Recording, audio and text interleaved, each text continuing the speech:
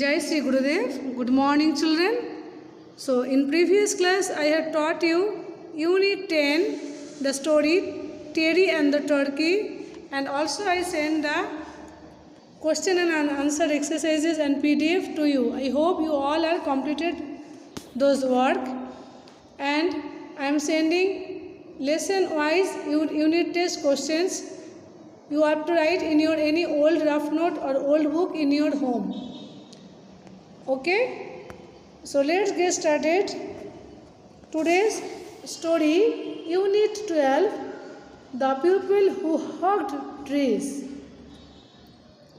Children, open your textbook, page number 87, Unit 12, story, The People Who Hugged Trees. Children, you have to write the question answer. I will send the photos to you and underline words from video I will send. You follow that one and write the new words, meanings according to the page number wise what I will send to you. And question also write from textbook. Let's get started. Unit 12, The People Who Hug Trees.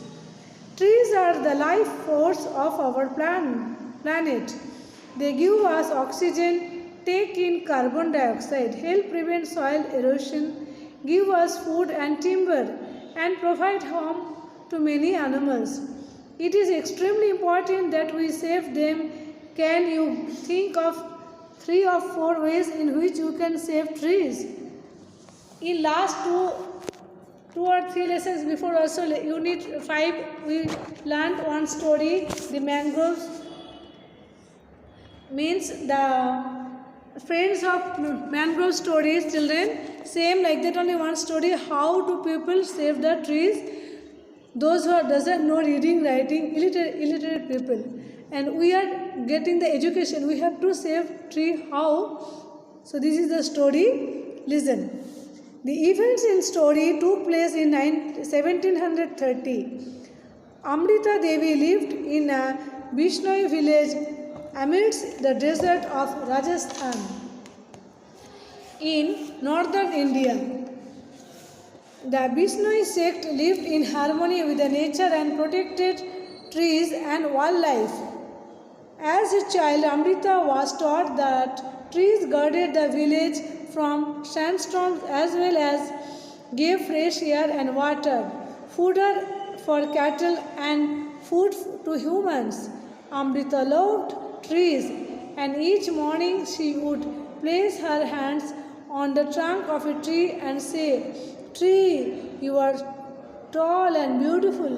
How could we live without you? You guard us, you feed us, you give us breath of life. Tree, give me your strength to protect you." One day, when Amrita was grown up and married with children, the quietness of the village was broken by the sound of men with axes. The Maharaja of Jodhpur, who ruled the area, wanted to build a new palace. So he sent men to cut down the trees. As these men paused to sharpen their axes, Amrita saw them and asked them not to chop the trees, as it was against the villagers' faith. The woodcutter said, "If you want to protect your faith, pay a fine." Amrita replied, "If I pay the fine, it is an insult to my faith. It is cheaper to save the tree itself, even if it cost me my head." So saying, she put her arms firmly round the tree. So children, now I will explain this page to you. How important of life a tree. You also can now understand, children, day by day when you are going to one class, higher class. This is a story, 1730, Amrita Devi, Bishnoi village in Rajasthan, in North India.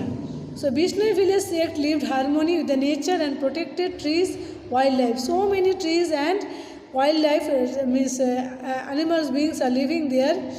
From childhood onwards, Amrita was taught about trees, how to guard the village from sandstorms, as well as they are giving fresh air, water, fodder for cattle, and food for human beings also. Amrita loved trees, and each morning she would place her hands on the trunk of a tree and say, she every morning prayed to the tree, you are so tall, you are beautiful. Without you, we can't live.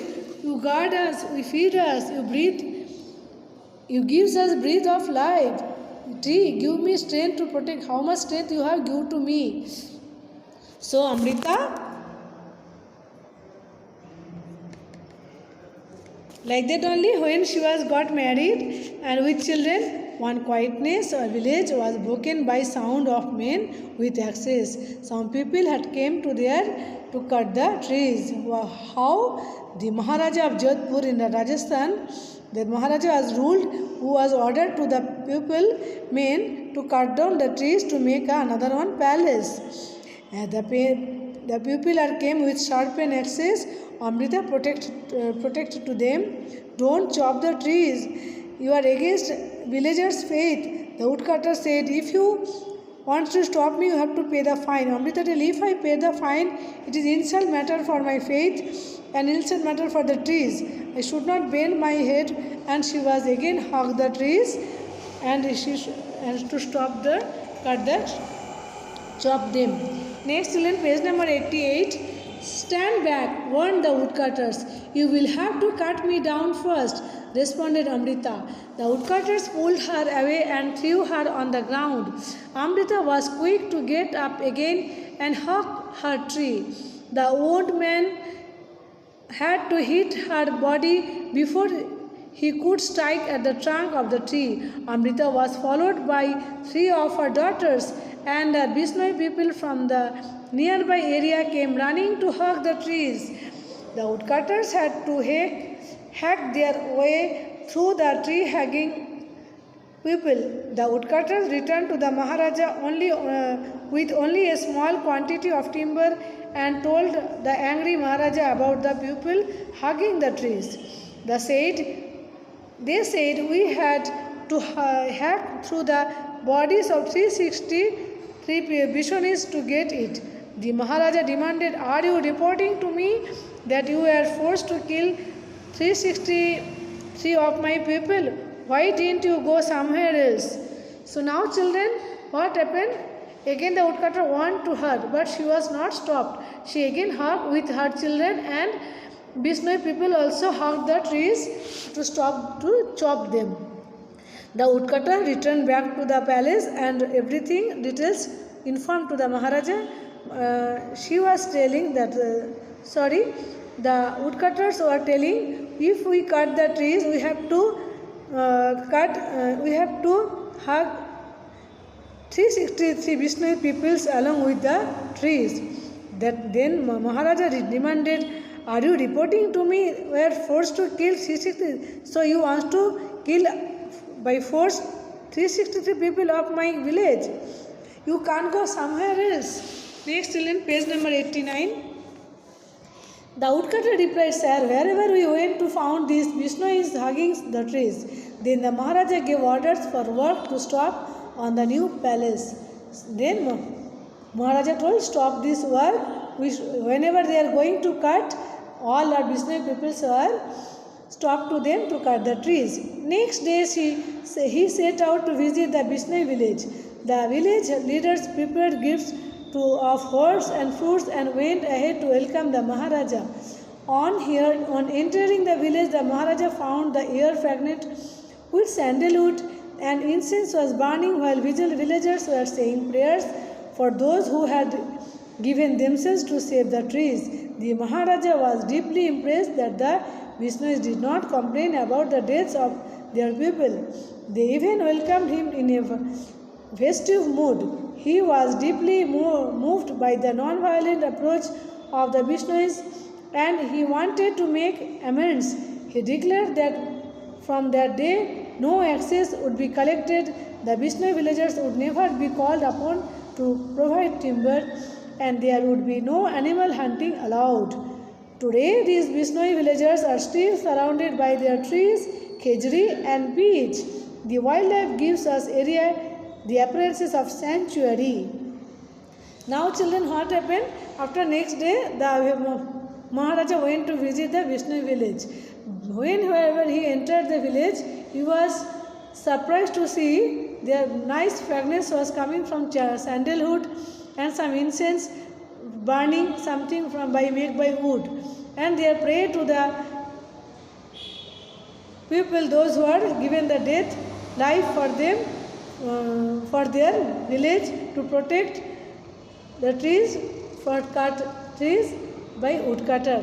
The Maharaja was deeply impressed. To Vishnu did not complain anything. The people are died by protect to cut the trees. A non-violent approach. Non-violent approach was surrounding the villages. He declared from that day onwards, we should not cut anyone. We should not use our axe to cut anything else and should not hurt the animals. After that, it was a big sanctuaries for the memory of the Bishnoi peoples who has given the life for protect their village, to cut down, to protect the village, to cut down the trees and save the wildlife. Now children, today the Chipko movement in India is a non-violent activities movement that draws on the story of the Bishnoi people and hawks trees to prevent them from being felled. See children, Chipko movement, when you go to higher class, you can get in social science. Chipko movement is a non-violent movement. In modern India, Chipko movement started in April 1973 in UP, Uttar Pradesh, in Mandal village.